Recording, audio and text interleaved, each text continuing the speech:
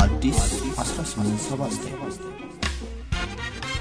ውድ የአዲስ 1879 ቤተሰቦች ዝግጅታችንን ሰብስክራይብ ያድርጉ፣ ለወዳጅ ዘመዶ ያጋሩ፣ የሚሰማዎትን አስተያየት ይስጡን። ይህን ዝግጅት አድምጠው አንዳች ቁም ነገር እንደሚያገኙ እርግጠኞች ነን።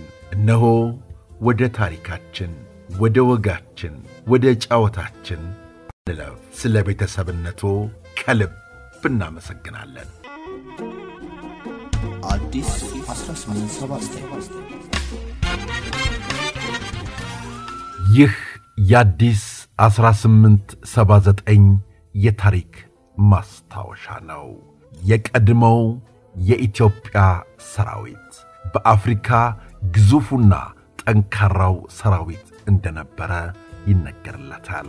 ሆኖም ግን ያ ግዙፍ ሰራዊት እንዴት ሊሸነፍ፣ እንዴት ለውድቀት ሊበቃ እንደቻለ የወቅቱ ፕሬዝዳንት ጓድ መንግስቱ ኃይለ ማርያም ሲናገሩ የጦሩ አዛዦች የኛን ምስጢር ለጠላቶቻችን ሰጥተው ለሽንፈት አበቁን ሲሉ የውድቀቱን የመጀመሪያና የመጨረሻ ታሪክ ይገልጻሉ። ካሁን ቀደም እንዴት ሽንፈቱ ሊሆን እንደመጣ ጓድ መንግስቱ የተናገሩትን ማቅረባችን ይታወሳል። አሁንም ከዚያኛው መቀጠል ለሰራዊቱ ውድቀት ከፍተኛ አስተዋጽኦ አድርገዋል የሚባሉትን ነገሮች እንመለከታለን። አብራችሁ ቆዩ። ጋዜጠኛ ገነት አየለ የሌተናንት ኮሎኔል መንግስቱ ኃይለ ማርያም ትዝታዎች በተባለው መጽሐፍ ላይ ጓድ መንግስቱን ጠየቀቻቸው። በእርስዎ ግምት ለሰራዊቱ ውድቀት ከፍተኛ አስተዋጽኦ አድርጓል የሚሉት ሽንፈት የደረሰው የት ነው አለቻቸው።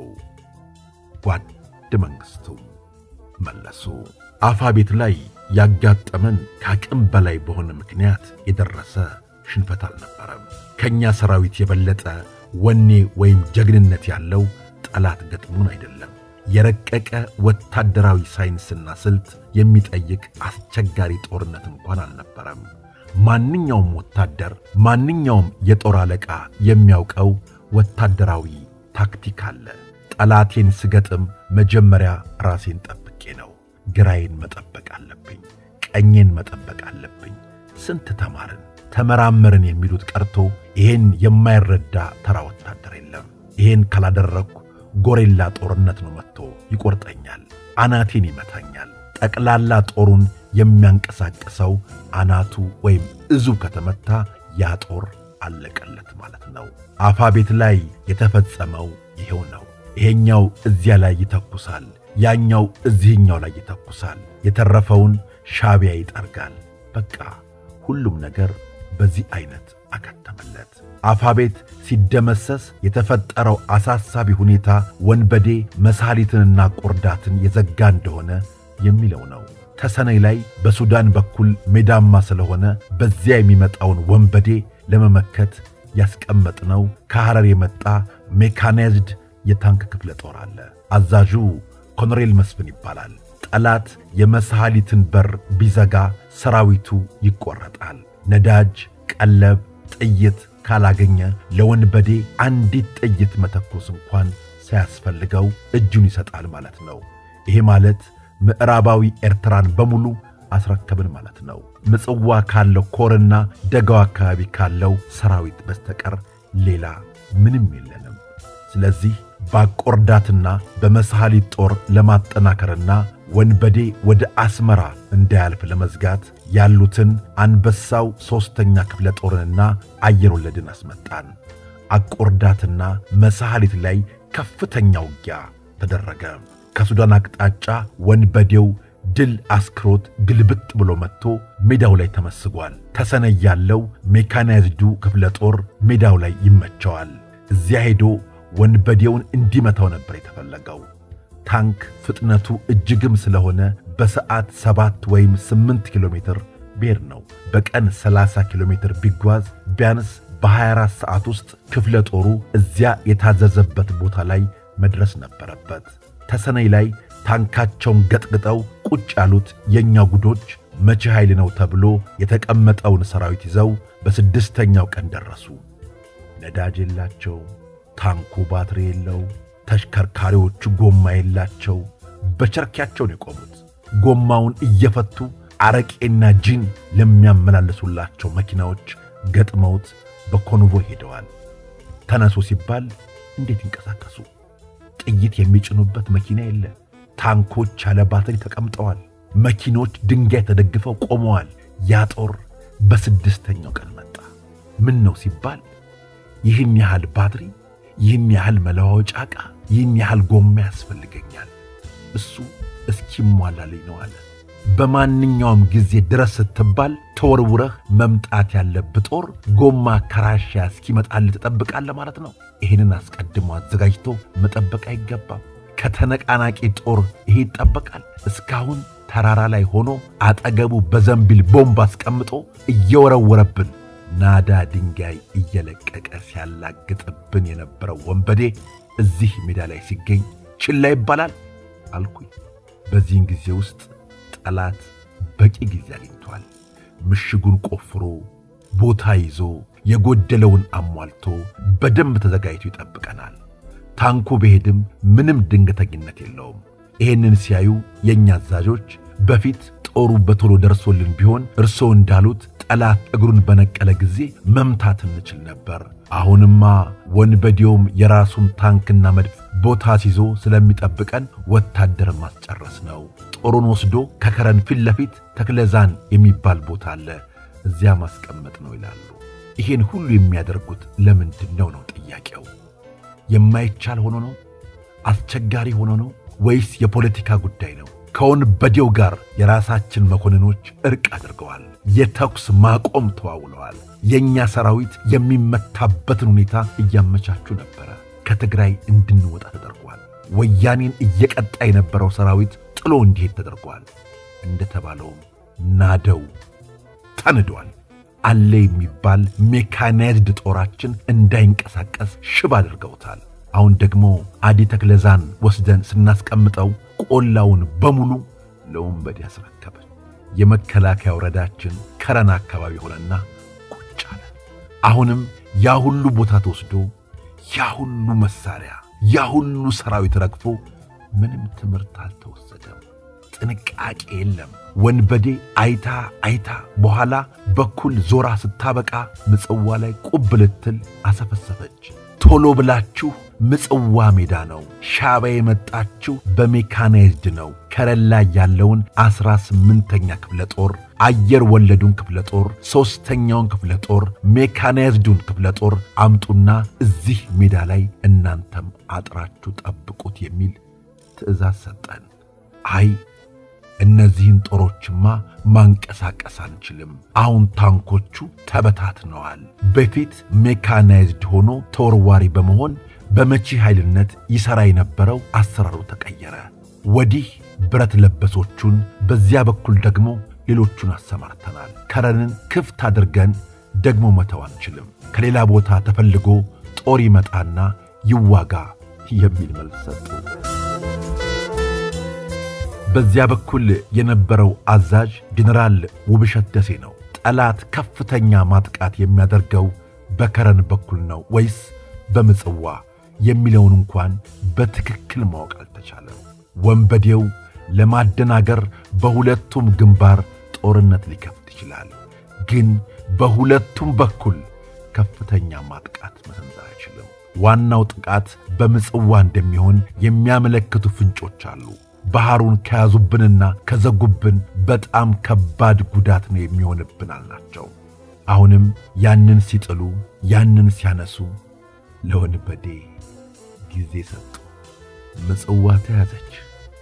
ምጽዋንም ወንበዴ ተቆጣጠረው በከባድ ውጊያ አይደለም። የጦሩ አዛዦች እነ ጀነራል አሊ ሃጂ፣ እነ ጀነራል ጥላሁንና ሌሎቹም የሆኑና ሰራዊቱን እጅን ስጥ ብለው ወስደው በማስረከብ ወንበዴዎቹን አጠናክረዋል። ውብሸት ታዲያስ ሲባል አይ ጦሩ ተዘጋጅቶ ነበር፣ አሁን ግን አውሮፕላን ማረፊያው በጠላት እጅ ገብቷል፣ ካሁን ወዲያ አይቻልም፣ አለቀ በቃ ብሎ መልስ ሰጠ። ይሄ ሁሉ ነገር ከተደረገ በኋላ የኢትዮጵያ ሕዝብ እስከዛሬ ያልሰማው ሌላ የተጠነሰሰ ሴራ ነበር። ከኔ ጀምሮ የኢትዮጵያን መንግስት የአመራር አካላት እንዳለን ይዞ ለሻዕቢያ አሳልፎ ለመስጠት ዝግጅቱ ተጠናቆ ነበር። እቅዱ እንደዚህ ነበር። የባህር ኃይሉ እጩ መኮንኖች ምረቃ ደርሶ ነበርና በዓሉ ተዘጋጅቶ ሁላችንንም ምጽዋ ጠርተውናል። በዓመት የምመርቀው እኔ ነኝ።